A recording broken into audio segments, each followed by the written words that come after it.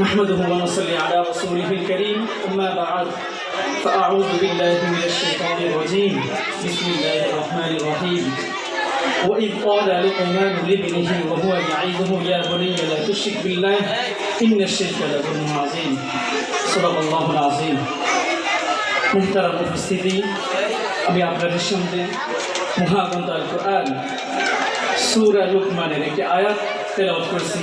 মহান আল্লাহ চাহিত এই আয়াতের প্রতি কিছু কথা বলবো ইনশাআল্লাহ। কুরআনুল কারীমের 21তম পারা সূরা লুকমানে, এই সূরাতে মহান রব্বুল আলামিন লুকমানে হাকিম এবং তার সন্তানের প্রতি কিছু কথোপকথন তুলে ধরছেন।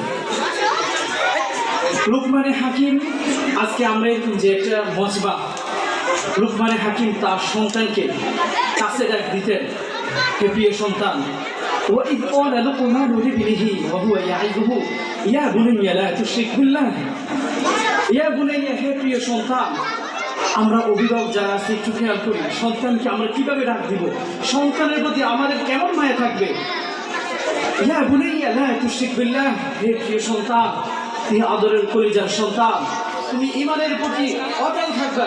লা তুশরিক বিল্লাহ, তুমি শিরক করবে না। আল্লাহ তাআলা কুরআনুল কারীমে অন্য আয়াতে ইরশাদ করেছেন, ইন্নাল্লাহা লা ইয়াগফিরু আন ইউশরাকা বিহি ওয়া ইয়াগফিরু মা দুনা যালিকা লিমান ইয়াশা। আল্লাহ রাব্বুল আলামিন বলেন, আমি সব গুনাহ ক্ষমা করব, একমাত্র শিরকের গুনাহ ক্ষমা করব না। আমরা আমাদের সন্তানকে নিয়ে বসবো, সপ্তাহে একদিন, সপ্তাহে 2 দিন, একদম সময় না পারলে সপ্তাহে একদিন হলেও বসবো। সন্তান কাছে এসো, তোমার পড়াশোনার কি অবস্থা? মেয়ে হলে মেয়েকে ডাক দিব বাবা, ছেলেকে ডাক দিব বাবা তুমি কি পড়াশোনা করতেছ? মেয়েকে ডাক দিব আমার কলিজার মা তুমি কি পর্দা করো? তোমার পড়াশোনার কি অবস্থা? আমরা বসবো। আজ দেখা যায় ঘরের ভিতরে এলসিডি মোবাইল, ছেলে সন্তানরা মাদ্রাসা থেকে চলে যায়, সন্তান এক রুমে মোবাইল নিয়ে, মা আর এক রুমে মোবাইল নিয়ে, বাবা আর কোন নিয়ে মোবাইল নিয়ে ব্যস্ত থাকে। না, এভাবে আমি আপনার সন্তান, আমার সন্তানকে এইভাবে মানুষ করবো না। লুকমান হাকিম 2 নম্বর নসিহত সন্তানকে করতেছে, বাবা কাছে এসো, শুনো। ইয়া বুনাইয়া ইন্নাহা ইন তাকুম মিসকাল হাববাতিন মিন খারদালিন ফাতাকুন ফি সাখরাতিন আও ফিস সামাওয়াতি আও ফিল আরদি ইয়াতি বিহুল্লাহ। বাবা সাবধান, আসমানের নিচে, জমিনের নিচে, ভীষণ বড় পাথরের নিচে যদি তুমি সামান্য পরিমাণ আমল করো, জাররা পরিমাণ যদি তুমি আমল করো, কাল কিয়ামতের ময়দানে এই আমলটা মহান রব্বুল আলামিন দাঁড়ি পাল্লায় উঠাবে। সুবহানাল্লাহ।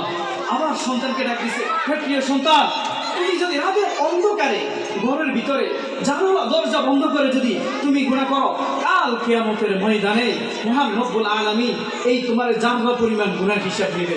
এই জন্য আমরা আমাদের সন্তানকে সর্বদা বলবো, বাবা তুমি কি করতেছো? সন্তানের আনলিমিটেড, সন্তান কি করতেছে না করতেছে সব কিছু হিসাব দেব। লুকমানে হাকিম তার সন্তানকে 3 নম্বর নসিহত করতেছেন, হে প্রিয় সন্তান, এই কলিজার টুকরা বাবা কাছে এসো। ইয়া বুনাইয়া আকিমিস সালাহ, সন্তান তুমি নামাজ কায়েম করো, তুমি নামাজের প্রতি যত্নবান হও।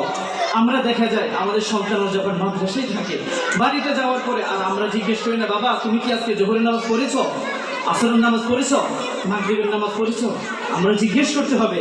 লুকমান হাকিম তার সন্তানকে এটাই বলতেছে, বাবা ইয়া বুনাইয়া আকিমিস সালাহ, বাবা তুমি সন্তানের প্রতি, বাবা তুমি নামাজের প্রতি যত্নবান হও, তুমি নামাজ কায়েম করো, ওয়ানহা আনিল মুনকার, সৎ কাজের আদেশ করো, ওয়া'মুর বিল মা'রুফ, সৎ কাজের আদেশ করো, ওয়ানহা আনিল মুনকার, অসৎ কাজের নিষেধ করো, ওয়াসবির আলা মা সাবার। হে প্রিয় সন্তান, আল্লাহ তোমাকে বিপদ দিবে, বিপদে তুমি ধৈর্য ধারণ করো, সৎ কাজের আদেশ করো, অসৎ কাজের নিষেধ করো। আর যখন আল্লাহ তোমাকে বিপদ দিবে, বিপদ দিয়ে আল্লাহ তোমাকে পরীক্ষা করবে, তুমি ধৈর্য হারাবে না। ওয়াসবির আলা মা সাবার, তুমি বিপদে ধৈর্য ধারণ করো। 6 নম্বরে লুকমান হাকিম তার সন্তানকে বলতেছে, ওয়ালা তুসাইল খাদ্দাকা লিন্নাস, হে প্রিয় সন্তান, হে আমার কলেজের সন্তান, মানুষের সাথে কথা বললে, তুমি যদি মানুষের সাথে কথা বলো, তুমি নরম কণ্ঠে কথা বলো, সুন্দর সাবলীল ভাষায় কথা